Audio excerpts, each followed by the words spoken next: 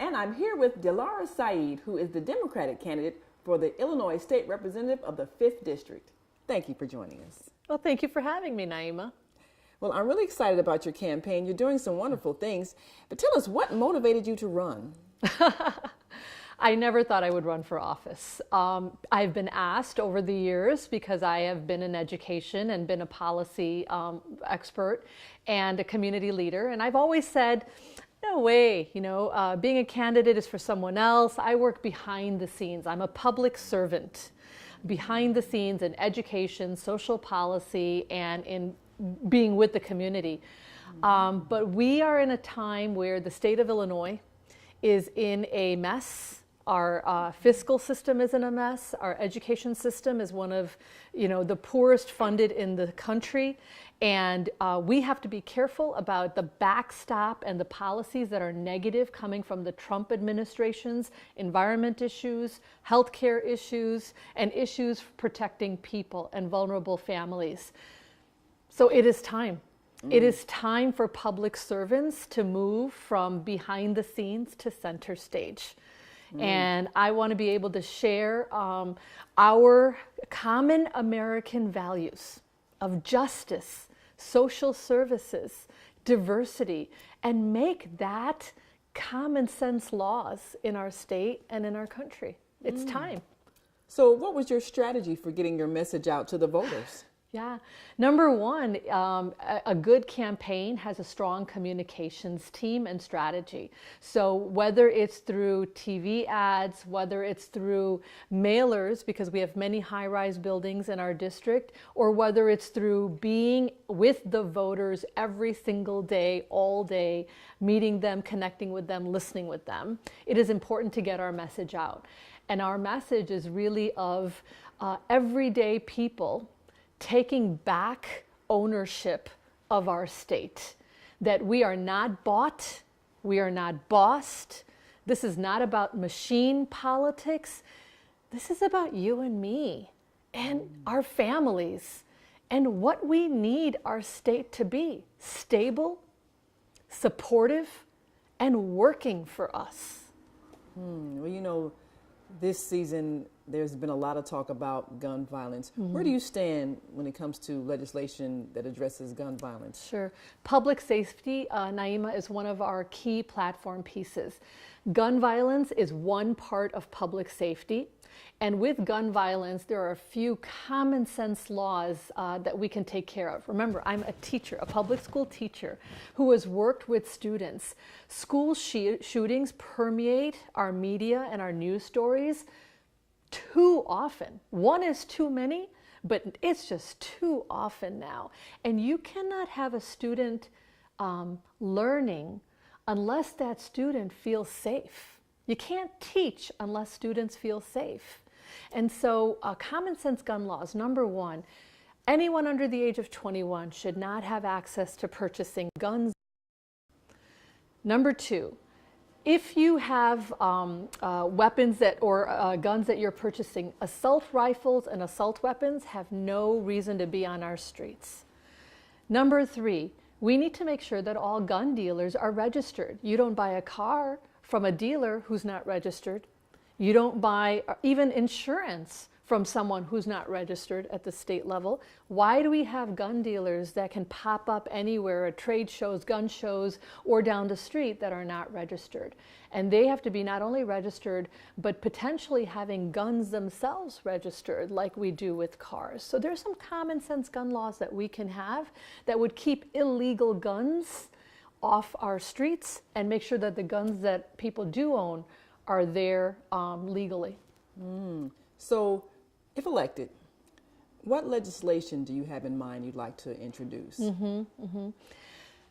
Our first policy priority is going to be education funding and ensuring that we are not the dead last state in the union for education funding. And yes, we are. We are 50th out of 50 states in education funding. So the first thing I'd like to do is move the needle on education funding so that the state pays more of its share And then property values aren't making up the bulk of it. So you want to make sure the state is paying more of its share so that you and I and our property values aren't paying as much as we have to. Legislation that pushes that needle forward is something that I would prioritize. Number two, I'd want to make sure that, again, the gun laws are a top priority on our legislative agenda. And number three, laws that are getting the kind of healthcare supports that our senior citizens and all our residents need, laws to ensure that everyone in Illinois has health care, everyone in Illinois has a minimum wage, everyone in Illinois has the supports they need to build a life. So there's a lot of things we need to work on, but my having been in this work for 20 years means I know what our residents need to build a life, Naima, and I'm going to prioritize those laws. So this is your first time running for public office. Yes. Right? What has been the most challenging moment in this campaign for you? Okay, I will tell you the most challenging, but I'll start with the most rewarding. Ah. The most rewarding has been hands down, people ask me all the time, hands down, meeting and listening to residents' needs. I've, again, been doing that as an educator and as a social service and community leader, but when you're a candidate, people open up. When you're an elected official, people open up because they want to see you as a champion of theirs. And I've been blessed to be able to be seen as a champion of the people, and they tell me things that they need. The most challenging part comes from the politics and the harassment and the tricks that are in Illinois politics. Illinois is known for dirty politics, and everything you read and hear is true. Just before the election, it is 5 days, and just within the last week, when they can't find anything negative on you, they make it up. And what happens? You can't fight it in enough time for the election. So they will spread rumors, they will send out robocalls with just plain lies, and they will put out stories because the machine and the money can. They can put out stories because $500,000 buys a lot of negative stories. That's how much Speaker Madigan's allies have spent in this race on my opponents, with my opponents against me, because I'm the independent. Independent means for them someone who won't be a button pusher, and that's scary for them. And what that means is they come after me with everything they've got. And that's the worst part of politics. It does make it challenging. Well, now, it does take money to run, and having been through this process, first of all, what are some of the expenses that a candidate can expect to incur if they're going to run a serious campaign for office? Yeah. Campaigns cost money. Another thing that I would advocate for strongly is campaign finance reform. People like you and I, everyday people, should be able to run for office without having to take machine money, without having to take money from either Ronner or Madigan and others. And we have been able to do that through a vast network of grassroots contributors. 600 people have contributed to this race and have contributed to my candidacy, and we've raised over $250,000. That's great, and you'd think that's more than enough, but actually we are just short about $10,000 to be able to make it through Election Day. So close. So please, if you want to, go on votedilara.com, VOTEDILARA, and get us over the edge to Election Day. But our campaign opponents, like I said, Madigan's allies and the machine, have raised $650,000 for our opponent. That's an incredible amount of money. It goes to staff members. It goes to negative publicity from their side. We've run a very positive campaign. I am someone who believes strongly in integrity and in character, being the lead for who we are as leaders. So we haven't run a negative campaign, but they've spent a lot of money on mailers with ugly negative messages on all of the opponents. They've spent a lot of money on the kind of robocalls and messages that people have. But these are the things we spend money on. I'm happy to employ community members. All my career, I've lived in the district for the last many years, and we've had our office in the district, and we've employed people from the district. I want a district where we can live, work, play, and pray right here near home. And so we've been happy to employ almost 24 people in our campaign from the community in the South Side and throughout the district. That's excellent. Now, can you describe the area of the district? Can you give us the boundaries so people can know if this is where they'll be voting? Yeah, this is one of the hotly contested districts in the state, because also of its geographic boundaries. It runs from the north side of Chicago by Water Tower and Michigan Avenue. So if you think about that, beautiful stone homes and townhomes, great wealth, shopping malls, etc., all the way through the loop, through South Loop. So you've got Millennium Park in there, you've got the Bean as part of our district, then you've got the South Loop, you've got McCormick Place, you've got the new Wintrust Arena, and then we go through Bronzeville area, a great, beautiful transitional area. We go through Washington Park, we go through working class, middle class, and some of the poorest neighborhoods in the African American community, running through 8 miles from Bronzeville down to 79th Street. So no part of the district is completely segregated in terms of any structure, but the district is a slice of America in race, class, professional backgrounds, family lifestyles, and in every imaginable way. And one last question. You're making history. Yes. As a Muslim woman running for office here in Illinois. How have you addressed some of the stereotypes, some of the misunderstandings that voters may have had? Sure. Just being out there every single day, meeting thousands of voters across the last 5 months has meant that we have broken every stereotype. People will sometimes say to me, "Oh, are you of Arabic descent?" And I'll say, "Nope, I don't speak a lick of Arabic." And they'll say, "Oh, where are you from?" And I'll say, "Well, I'm a Head Start kid from the city of Chicago."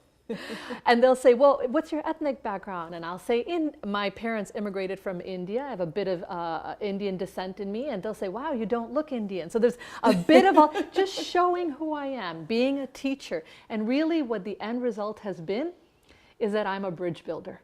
I'm a bridge builder between different communities, different backgrounds, and all Americans. And what we need right now in this country are bridge builders who will bring people together to solve our problems and to celebrate our diversity. Well, that is excellent. And I so much appreciate you stepping out and being a leader in the community. Oh, well, thank you so very much, Naima. It's been great to speak with you and great to be with your listeners and viewers. And give us your punch number. Oh, yes. I am punch 51.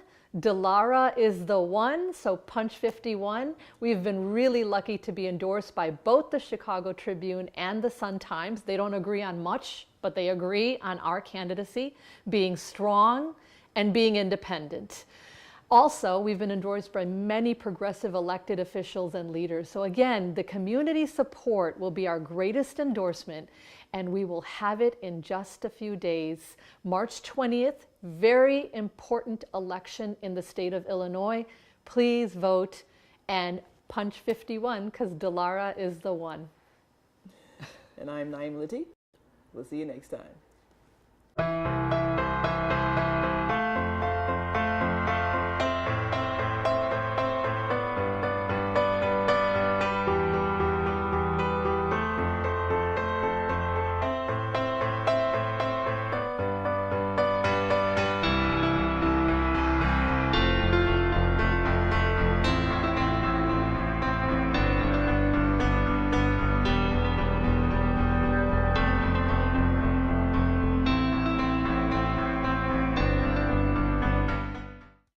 Hi, I'm Dilara Sayeed, and I'm a candidate for State Representative of the 5th District. You know, I've been a public servant all my life, working behind the scenes as a teacher, As a Chief Education Officer for the Golden Apple Foundation that develops principals and educators for our most vulnerable students across the state, I've been a community activist. I've worked everything from being with community leaders to being with residents every single day, being with children, being with people. I never thought I'd run for office, but our state needs us right now. It needs people like you and me.